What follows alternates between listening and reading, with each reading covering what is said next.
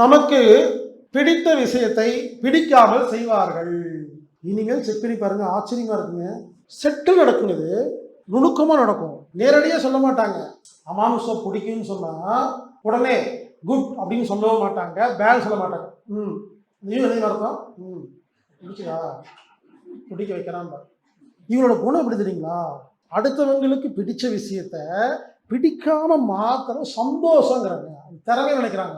எல்லா விஷயத்தையும் அப்படிதாங்க பண்ணுவாங்க. ஆனா நல்லா கேவீங்க, ஊர்ல எல்லாருக்கிட்டையும் வேற மாதிரி நடந்துக்குவாங்க.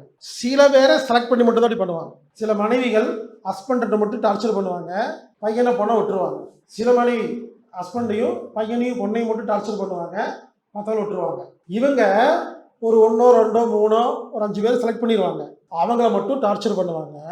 மற்ற எல்லாத்துக்கிட்டையும் ஆப்போசிட் நடந்துக்குவாங்க. அவங்ககிட்ட அன்பா இருப்பாங்க, பாசமா இருப்பாங்க, ஹெல்ப் பண்ணுவாங்க, உதவி செய்வாங்க. நமக்கு என்ன கடுப்பா இருக்கும்னா, இதுதானே எனக்கு பண்ண சொல்றேன், நீங்க பண்ண மாட்டேங்கிறேன்னு தோணும். பண்ண மாட்டாங்க. அவங்க ஒரு முறை முடிவு பண்ண அதுக்கப்புறம் அவங்க வச்சு அவங்களே கேட்க மாட்டாங்க. அவங்க முதல்ல இழிச்சவாயங்கன்னு கன்ஃபார்ம் பண்ணி அடிச்சவங்களை திரும்ப ஹெல்ப் பண்ண மாட்டாங்க. அதுக்கு அது அவங்க அவமானம். அதுக்கு வேற யாருக்கு ஹெல்ப் பண்ணுவாங்க. இதான் ரூல்ஸ். ஏங்க நான் சும்மா ரூல்ஸ் போட்டு வைக்கலைங்க, நான் பார்த்த நார்சிஸ்டுக்கு ரூல்ஸ் போடலைங்க.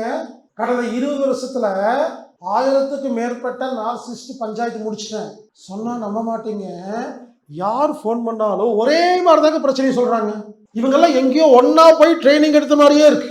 ஒரே மாதிரி தாங்க பிஹேவ் பண்றாங்க. இல்ல நான் ஒரு நம்பர் கொடுக்க போறது இல்லை, ஒருவேளை நான் பார்த்து ஒரு 5 பேருக்கு நம்பர் கொடுக்குறேன்னு வச்சுங்க, டிஸ்கஸ் பண்ணி பாருங்க. நீங்க என்ன சொல்றீங்களோ அதை அவங்க அப்படியே திரும்பி சொல்லுவாங்க.